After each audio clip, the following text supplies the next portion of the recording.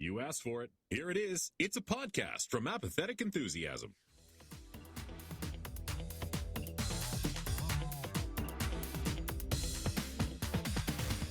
Coming to you live from Rick Fights, a new online video streaming service where Ricks fight each other in a no-holds-barred fight to the knockout. Fists and feet are welcome, as are the occasional gadget. Sign up to receive 25% off your first month subscription and get a free subscription to Interdimensional IRSS, the unofficial Rick and Morty podcast, the anime. I feel like the week after I compliment you on how well you do with the live takes of our intros, you come in clutch with a performance like that. Hello, everybody. I'm Travis. Hey, everybody. I am Brandon, and yeah, Travis. Here's the thing about this week's intro. I thought to myself, let me just see how much stuff I can cram in there. As much as possible, and you see how that works out. So, anyways, yeah, pretty good. But enough about me and my endless bowl of creativity. Let's go ahead and talk about the show, where you can find us.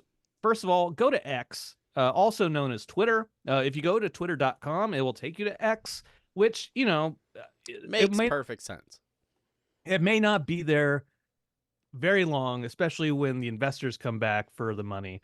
But Rick and Morty Pod, Facebook.com/Rick and Morty Podcast, Instagram and Threads, Rick and Morty Podcast. And of course, you can go check out our email, rickandmortypodcast@gmail.com. You can check it out. Yeah, go log in, check our emails. If you feel like replying, I think somebody's been trying to get a hold of us. Yeah, the password is Brandon and Travis don't check this very often. I look at it every day. Exclamation point, colon. Yeah. You need the special characters. It's important. Of course, if you're a Redditor, you can go to Reddit, rickandmorty.reddit.com for all these discussion posts. For the Rick and Morty anime stuff, I'll throw a shout out to them. They have their own subreddit, which is far more positive than the main OG Rick and Morty Reddit subreddit. Yeah. And of course, rickandmortypod.com. You say all the episodes are there that people can go listen to. Not true, because I don't update it very often, but you can go there and check out some old stuff. I haven't updated it. Welcome to the segment we call Brandon Notifies Me of Things That I Thought Were True That have in fact not been real. Anyway, there are video versions of the podcast. You can find those over on YouTube, youtube.com/apathetic enthusiasm. And if you want to support all of our podcast efforts, you can go to our Patreon, patreon.com/apathetic enthusiasm, where you can get bonus post shows and additional content that is exclusive just for supporters of our shows. So thank you to all the patrons who support all of our podcasts. That's right. Yeah. Great job in the intro, Brandon. Thank you for being here. We are now 2 episodes into the new Rick and Morty anime. It's kind of messing with my head because like episodes come out on Thursdays, and then there's like other episodes. Like there's 2 versions of the episodes, and then it's on Max and it's not, and I just. We usually record on Mondays, so it's separated. I don't know when to watch the show. I don't know when to. It's a whole new process, Brandon. And no, you're right, Travis. And this episode is also weird because we're recording it on a Friday afternoon, which is we don't even know what day it is today. Which is not when we ever record these podcasts. But you're going on a trip for the next couple of days, so you won't be. Yeah. We gotta plan around real life. It's wild. Yeah. Well, in that case, let's get right into it with our first segment, the one that we call semi-pertinent news.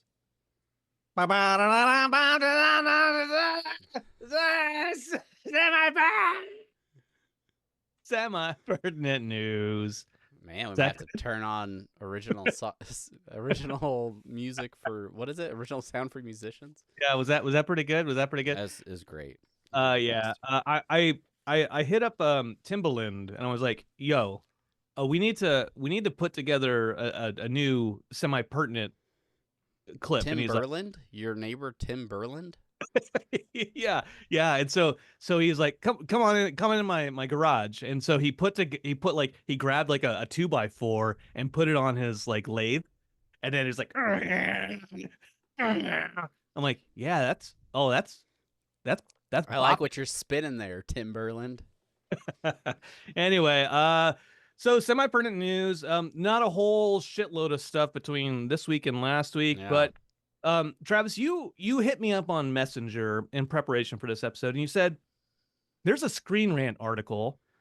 Would you be interested in talking about this? And I said, without reading it, sure. Without giving it a single look, I did not click on the hyperlink. Yes, let's talk about it. The Screen Rant article in question is one that was actually released today, 11 hours ago. It was released on August 23rd by Ben Sherlock, and the title of this article is Rick and Morty's highest rated episodes prove one harsh truth about the show. Ooh, very evocative title. It's very it's so anyway, so yeah, this article Did you say who was by? Ben Sherlock. Yeah, no shit, Ben Sherlock. Okay. Anyway, so basically what this article is talking about is it's breaking down the 10 highest rated episodes of Rick and Morty from IMDb. And it is making the argument that the show has progressively fallen off. It has gone downhill in the recent seasons because the majority of the highest rated episodes are all from the earlier seasons of the show, the first 3 seasons of the show. And there's a bit of a breakdown. I'll go ahead and read off what the 10 episodes are for the listeners. And these are in order of ranking from highest to lowest. The number one from IMDb. On IMDb. Users go in and vote and rate the episodes. And this is the like average rating for on a 10-point scale. Okay. All right. Number 1 episode, the Rick Lantis mix-up. Mm-hmm. Then you have the Rick Shank Redemption, Total Recall, the Vat of Acid episode, Fear No Mort, Pickle Rick, Close Recounters of the Rick Kind, The Ricks Must Be Crazy, The Wedding Squanchers, and Rick Mirai Jack. The highest rating Rick Lantis mix-up is a 9.8. Okay. The lowest of those 10, a 9.3. The last 5 of them, the last half of them, are all 9.3s. Okay. All right. So the conceit of this article is that based off of these episodes that we reviewed, that IMDb reviewed, clearly the show is going downhill, right? Yeah. He goes on, Sherlock, investigating the clues. He breaks down that there's 1 episode from season 1, 3 episodes from season 2, 3 episodes from season 3, 1 episode from season 4, and that only leaves 2 episodes from the top 10 in the later seasons, 1 from season 5, and then 1 from season 7. It looks Fear No More. Yeah. Yeah. So let's go and he already broke it down for us a little bit. He doesn't actually. I don't feel like he actually proves his point because at the Rick Lantis mix-up is at the end of season 3, and then you have Vat of Acid, which won an Emmy. That's at the end of season 4. Yeah. How many seasons do we have? We just finished the 7th season. So basically, the 4th season is more than it's on the back end of things. Then you have obviously, which is in the latest season, and is in like the top 5, right? Yeah.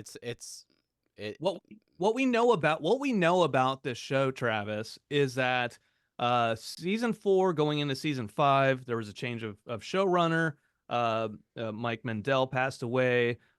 Scott Martyr came on. He started learning stuff, and so like he became the showrunner. And so now like we see an uptick of quality in the episodes in season 6 and season 7. So I don't necessarily agree with the conceit of the article, but I would point out that any long-running series of any show, they'd be like, well, Seinfeld sucked at the end. Friends wasn't great at the end. Star Wars isn't good at the end, but there's glimmers of greatness, right? There's always Yeah.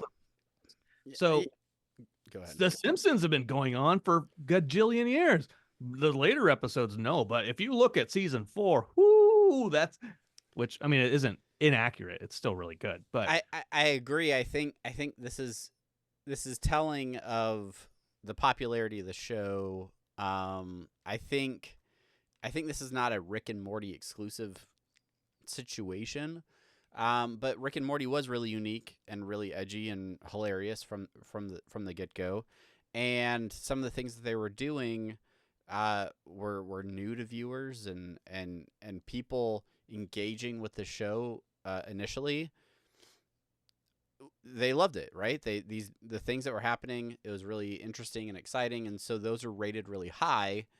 It's hard to sustain that novelty through 7 seasons and beyond, right? So there are things that the show is doing that, and they're keeping it fresh. They're introducing new ideas, but you have this half of the audience that's probably saying, well, why don't you just bring back the stuff that we loved from the beginning? Like, why don't we have more Meeseeks, and why don't we have more, I don't know, Mr. Poopy Butthole or something, right? And so that group of fans is not going to rate the newer stuff as highly because it's not the stuff they loved from the beginning of the series.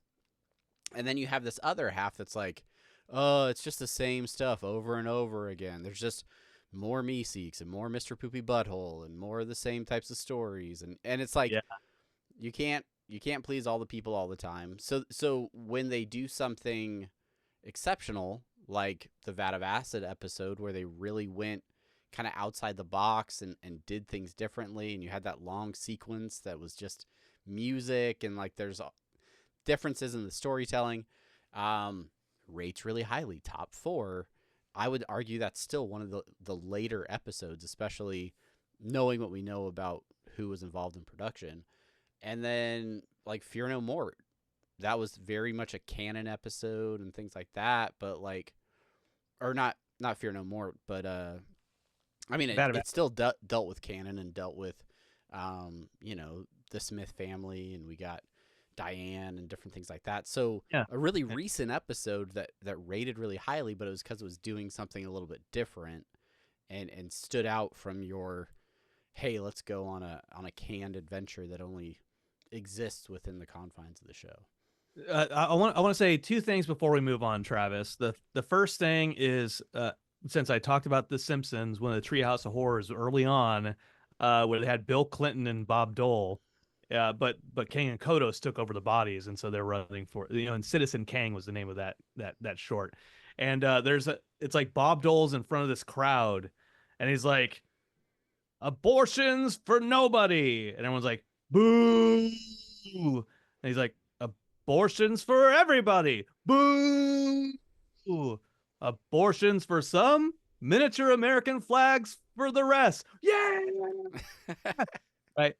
So that's kind of this thing. And the other joke is, as far as you're not going to please everybody. There's a song by Ricky Nelson. It's back in the day. It's called Garden Party.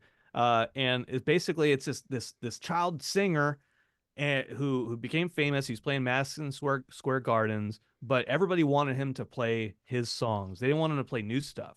And so the song Garden Party is about that. And it's basically, the chorus is, you can't please everybody, so you have to please yourself. And so, the writers, the people who are on the show now, like they're making really good stuff. They're changing up the story. They're evolving. They're keeping it going.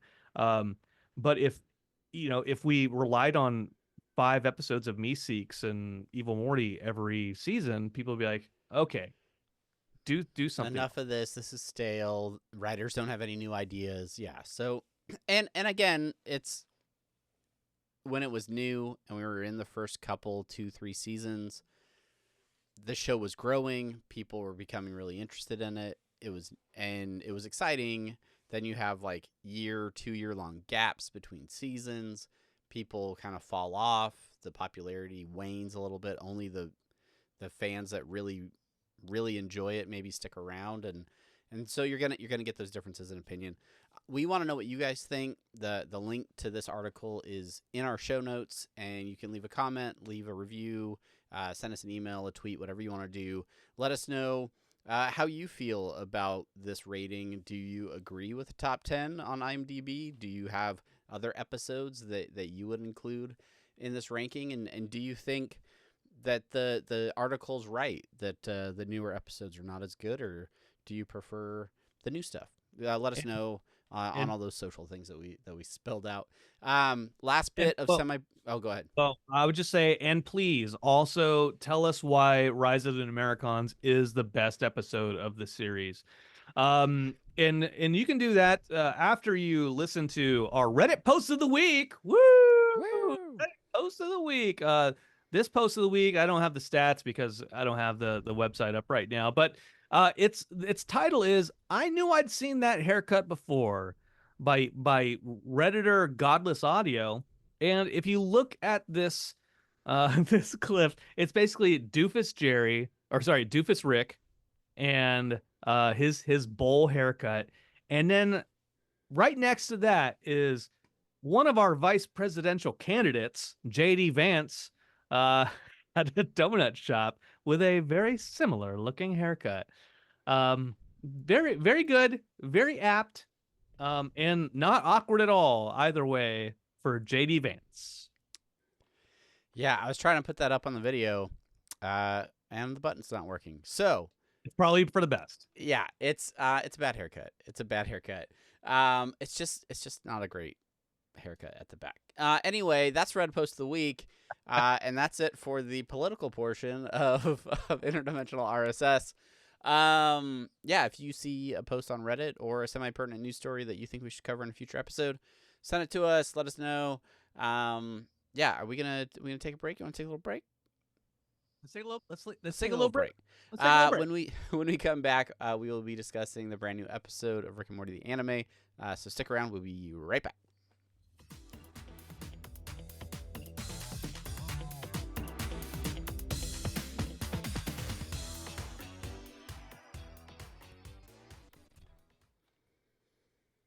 All right, everybody, welcome back. It is now time for us to discuss everyone's favorite part of the show. Unless you really love semi-pertinent news, it is now time for the main thing. I said main thing, baby. I said main thing, baby. If you got the main thing, you got the main thing, baby. Come on down to my shack and take off your panties and pants. Make sure you take your pants off first, because if you take your panties off first, it has to hurt. So don't do that, baby. Is that theme based on the song Garden Party? If you can't please everybody, so take your panties off first. We're losing listeners by the second. All right, everybody, it's time for the main thing. We are discussing episode 2 of Rick and Morty the anime. This one is called Fighting Mother. This aired on Adult Swim August 23rd, 2024.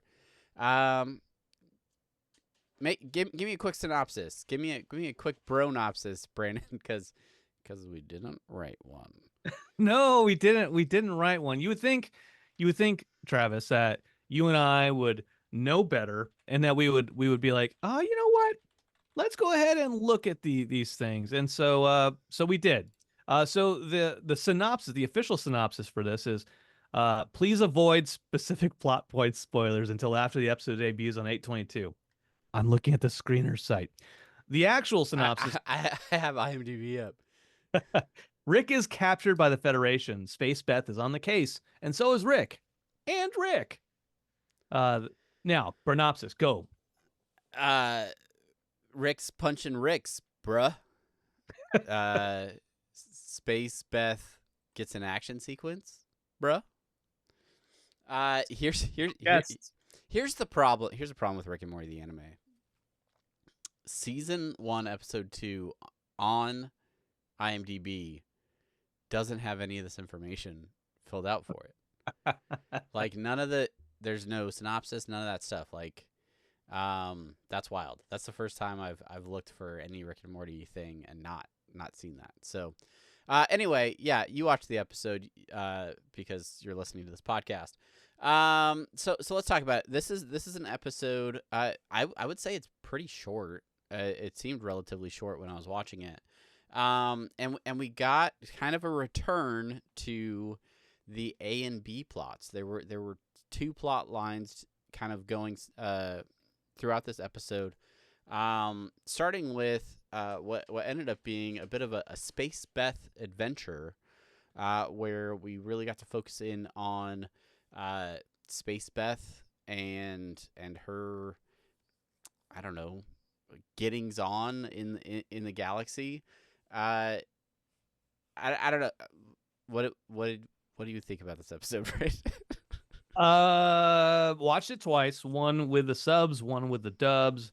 And yeah, I was like, what did I miss from the first episode? That all like I know that all the like the Rick dots were there in the first episode, but Yeah. I was like, okay, no, she's tracking him, but then she found him, she kept an eye on him, but then there's a bunch of other Ricks. There's a Rick dummy that's still there in the Federation hands. Yeah. And so then Beth she tracks the dummy. Is that what's going on? Yeah, so that was like from the first episode where the Federation captured Rick, but someone knew it was a Rick dummy and they were like tracking it. And then there was all these extra dots representing extra Ricks that suddenly come out of like the multiverse because he's messing with time or something with a time bomb.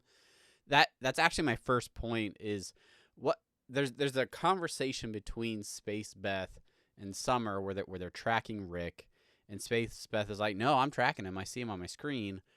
And then it like shows the screen and you see like a dot and then you see a bunch of other red dots. And then she's like, "Oh, wait, no. Maybe we do have a problem." And then there's all these other red dots. Like, what were we supposed to get out of that? Cuz I watched it a few times and there's like, "Oh, well maybe we'll be able to deal with it after this." And then they show like more red dots. And I was like, I don't know what's happening. I don't. Yeah. And then there's another then like right next to that is there's a scene where there's fewer red dots and then the target around one of them.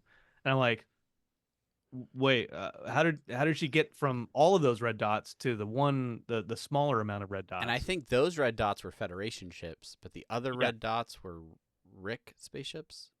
Yeah, Anyway. yeah. So please let us know what the fuck, because we're not really like we're not big brained on this one. But from that scene, there is an interesting line in there that sort of sets up the rest of the episode where Space Beth says, "Time doesn't really matter, Summer, especially when it comes to my dad." So she's talking about Rick. She's talking about how time doesn't matter. This is again sort of cementing the influence of time travel within the themes of Rick and Morty the anime, and that starts to cue up the other plot line in this episode, which was Rick appears to go back in time. He crash lands or appears in the driveway of the Smith family home, and we see the family come out. Summer looks much younger. Morty's a baby, and a baby Bjorn, baby Bjorn, or some sort of nondescript baby carrier. Sure, we're not a sponsor, and yeah, they're calling to Rick from inside the house, like, "Hey, are you coming with us? We're going somewhere." I don't think they said where they were going, but Rick says, "I'm not coming," and they leave. And then the Rick that lives in that house is trying to escape and is confronted by our main character, Rick, in an interesting conversation. Yeah. And this is what now it leads to confusion with all people who are watching this show who are like, oh, this isn't canon, but they say C-137, the Rick that we're watching, not the long-haired Rick, but the other one, C-137. You're C-137, right? And then there's some conversation with him about like who created the portal gun, and it was it was the portal gun, but there's also like who created like this little like bombish thing. Yeah, I just call it the time bomb is the only. It's the easiest way for me to think about it. And so what really throws that off is like, okay, maybe we can talk about this conceptually later on, but it's this whole thing like, well, okay, now what is this show in relation to the main series? That's kind of what piques my interest at this point in time. All this other stuff is like, oh, that's cool. Oh, there's an action sequence. Oh, there's a couple action sequences. Wait a minute. Wait. Before you stop, hold on a sec. Answer this question for us first. Yeah. I agree, and I think when he says Rick 137, some of those things, they pique my interest. I know, like comics, sometimes they say some of the dimensions, and you're like, well, is this? Do they actually mean that? Are they saying another dimension? Are they saying like? Does that make the comics canon if they say 137 versus if they say another dimension?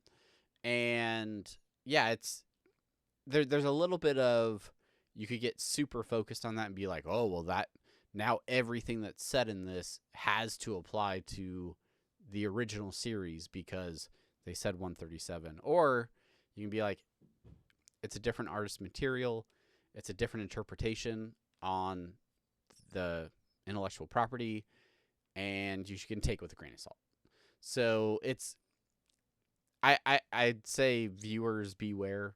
Don't get so like focused on some of that stuff, especially if you're a big fan of the original series, because yeah, they said 137, but I know that like the team that's working on the original Rick and Morty is not consulting in the writer's room on like the stuff that's happening on this anime. Like there's two different productions happening simultaneously. So like it's whatever crossover there may be, it maybe some of it is connected, but let's not jump to any, space conclusions yet. Yeah. I think the if what we're thinking is correct, and it's a new interpretation, and I know when in the interview they talked about it's not a spin-off, it's a new spin.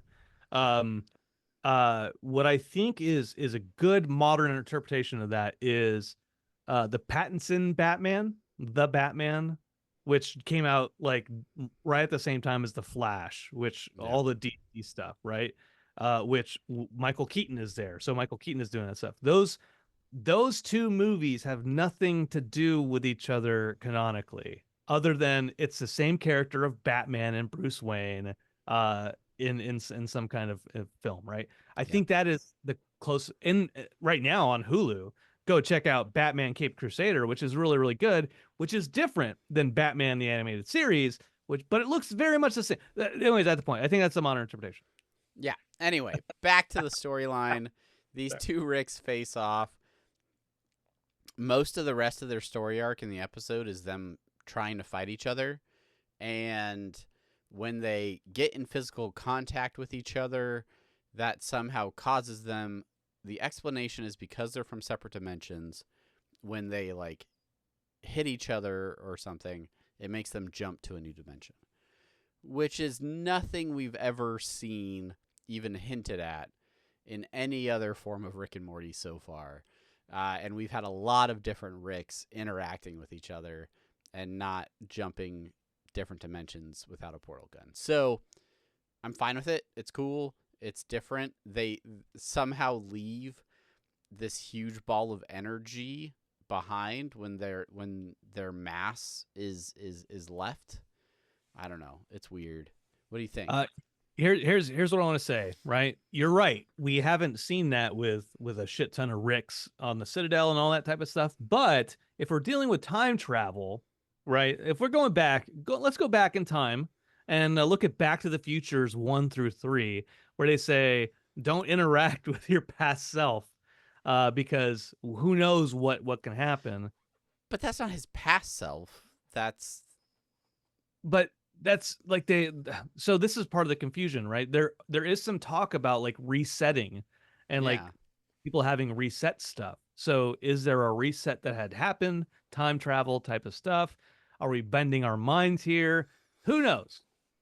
Who knows? Anyway, they while they're trying to punch each other throughout multiple dimensions, they leave a giant ball of energy. We are reintroduced to the president. We see our first version of the Rick and Morty president in the anime. He seems very similar, Yeah. except in this episode he flies a fighter jet. He's like Bill Pullman for in Independence. reasons that are unexplained in the episode. The hyenas. That's what they said. Oh, we have aircraft entering our airspace. Here come the hyenas. Okay. They have air-to-air combat over this ball of energy that ends up disappearing in the end of the episode when the two Ricks re-enter this dimension. And then he's just like, we should have never tried to solve the energy crisis. How did that plot line affect you, Brandon? The first time I was like, wait, what just happened? When I watched it with the subs, I was like, okay, so it doesn't really explain it, but okay, it's a giant ball of energy over to Smith House. So then because there's a giant ball of pure energy, the countries go to war over who can control this energy. And then the energy disappears, but everyone has killed each other already. And so it's like, well, we didn't need to solve the energy crisis anyways. There you go. Okay. My favorite part of this, and it is Being motherfucker in Japanese. no, it gets bleeped in the subbed version or the dubbed version, which is interesting. This episode only has a TV 14 rating because even on like Max, it doesn't use actual like mature language. Wow. Interesting. Little trivia bit for you.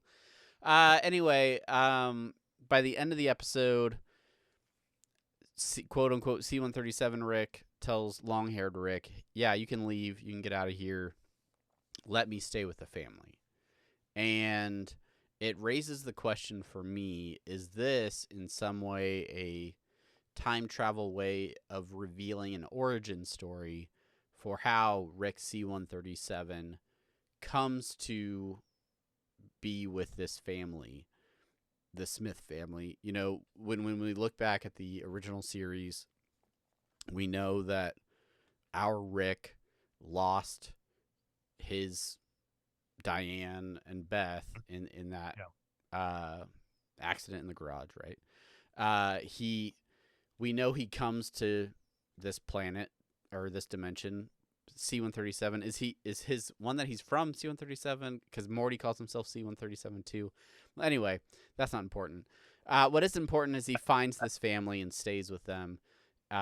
We know there's some other things with Rick Prime and stuff that are canon, but what do you think? Do you think that this is in some way some sort of attempt at telling the origin story of how Rick came to live with the Smith family that we know? I mean, potentially. Maybe this is. We'll see in future episodes if maybe in like the season finale, he puts a box of time travel stuff on the shelf, right? But also, I would not be mad at that. If all this time travel stuff turns out to be like set up for that,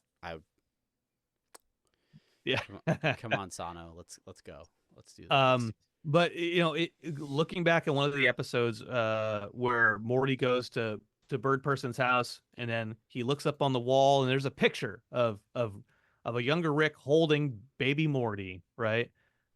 So you know, like I think about that, and I'm like, are we going to see something like that in there? Like, is that going to be a picture?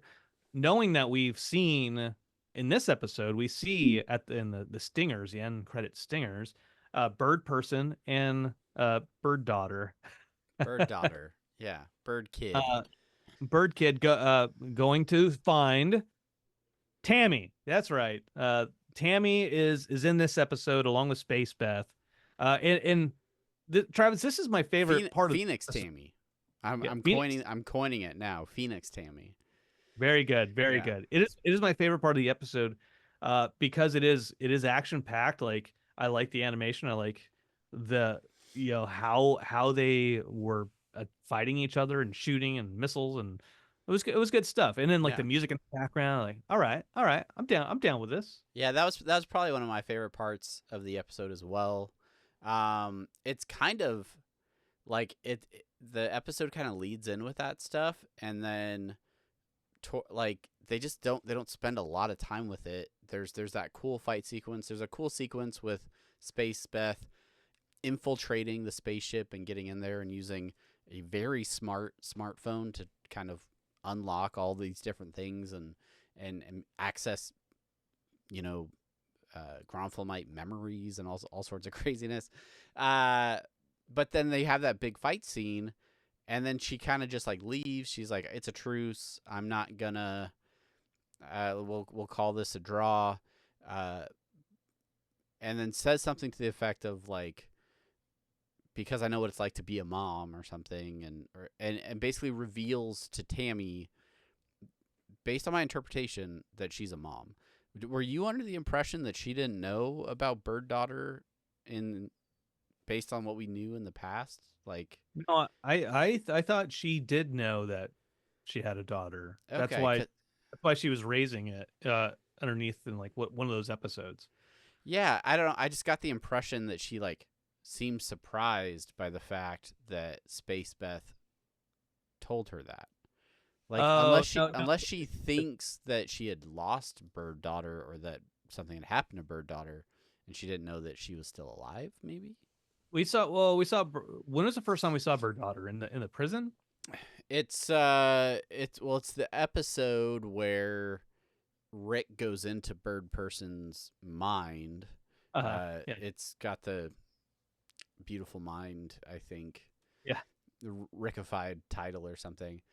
But there were repressed memories of Bird Daughter that like Rick finds and doesn't tell Bird Person about until it's advantageous for him to get Bird Person to do what he wants. That's right. And he manipulates Bird Person with that knowledge. Mm. And then at the end, he saves Bird Person and he's pissed, and Kaka goes off to find his daughter. Yeah, that's right. That's right. Well, I guess I don't know what to think about that part. In the post credits with like Tammy like going to like her New York apartment in the snow, like Yeah. such a funny shift from Phoenix Tammy. But the last thing I kind of want to talk about is just the one scene that I really liked was it's equivalent to like the central finite curve, but it's Ricks fighting each other through time in different versions of themselves, like the prehistoric and stuff like that. I thought that was kind of cool with like the yellow globes that are all connected to each other. Which Yeah, that was one of my favorite parts of the whole episode as well, is just that visualization of all these different versions of the realities where this fight is happening in different ways. Yeah. I don't know exactly what to think of it. But there's a whole lot of this episode in the anime so far that I don't know what to think about it yet. And I pretty sure I've talked about like David Lynch and like the watching films and like waiting to try to understand it and talk about it. And I think that's what we're doing here. We're starting to build like what exactly is happening here, and keeping that in mind for when the next episode comes out, and then a couple episodes down the road. Yeah, I keep thinking about the fact that, well, this episode tied into the first episode and had some continuations of storylines and things like that. So when I see the credits roll, or I feel like the ending seems abrupt in these episodes, I have to remind myself that, well, maybe that pattern will continue and the next episode may pick up right where this one left off. And maybe in retrospect we'll look back at Rick and Morty the anime and be like, this was a show that is great for binging because you can get all of it like together and you're not waiting a week at a time, because we're spoiled now in 2024 and we're like, I don't want to wait a whole week for the next installment. I want to know what happens next right away. So maybe that's part of it.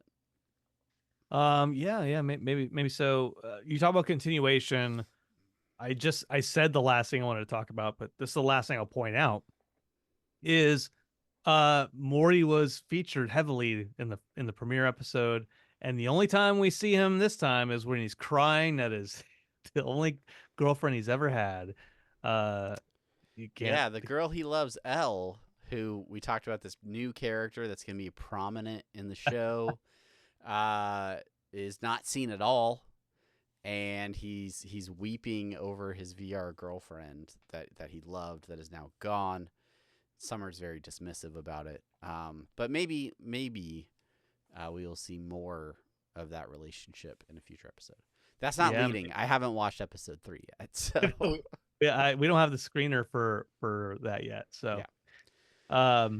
Well, anyway, so Travis, any final thoughts? Because I do have some short outs to get after. Well, yeah, no, I think that summarizes everything that I kind of took away from this episode.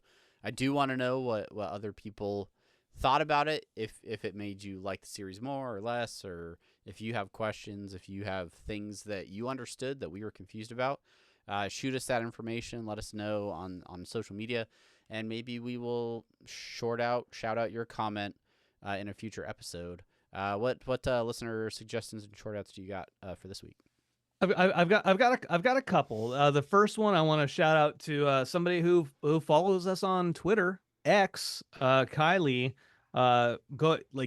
tagging us on a bunch of Rick and Morty news and stuff like that. Oh, thanks. You put none of those things in the show notes, Brandon. Yeah, well, I've got it on my phone, Travis. Okay. All right. So the series premiere of Rick and Morty the anime debuted with 192,000 viewers on Adult Swim. It's pretty awesome. Is that awesome? I don't know. I don't know Nelson ratings. So I'm not a TV professional. I'm like, that's great. It seems like a lot of people. It does seem like a lot of people. So thanks Kylie. Keep that up. Appreciate you. And then this is introduction of a new segment titled Jeff Bowles did not watch any of the real Rick and Morty show, but he has questions about the anime. He talks about C-137, asks if that makes it more canon. We talked a little bit about that in this episode. Let's see. Why does Rick keep ditching family? Because he's narcissistic. Okay. All right. I'm good. I'm good with it. It's a good answer as anything else. Is Beth dead in the OG series? Is that why Summer calls her Space Mom, which implies Summer is C-137 as well? You want to feel this one? Oh, go, please. You have a thought. Oh, I was just gonna say, no, she's not dead. Rick just cloned Beth so that she could pursue both versions of her personality that she wanted to. One where she could stay home and be with her family, and one where she could, seek out her dreams and go and travel the cosmos.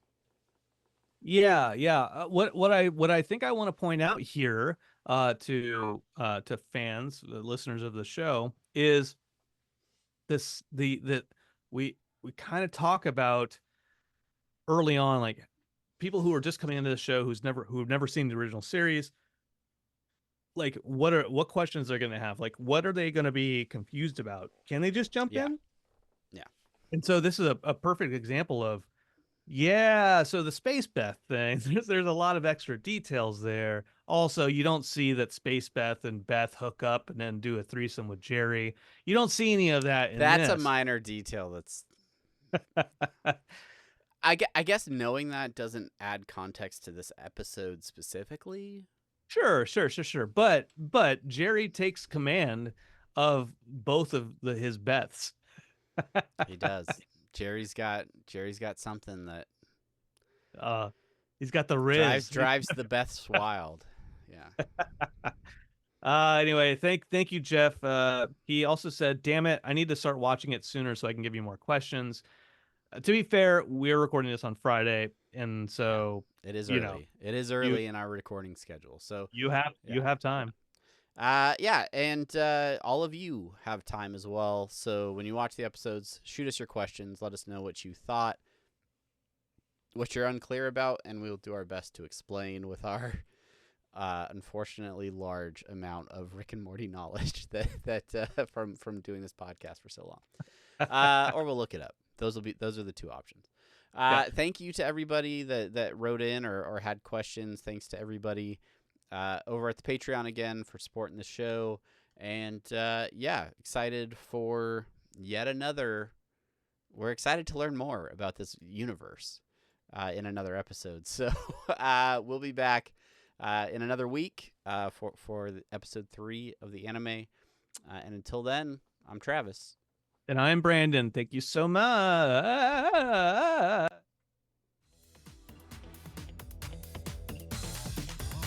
was a long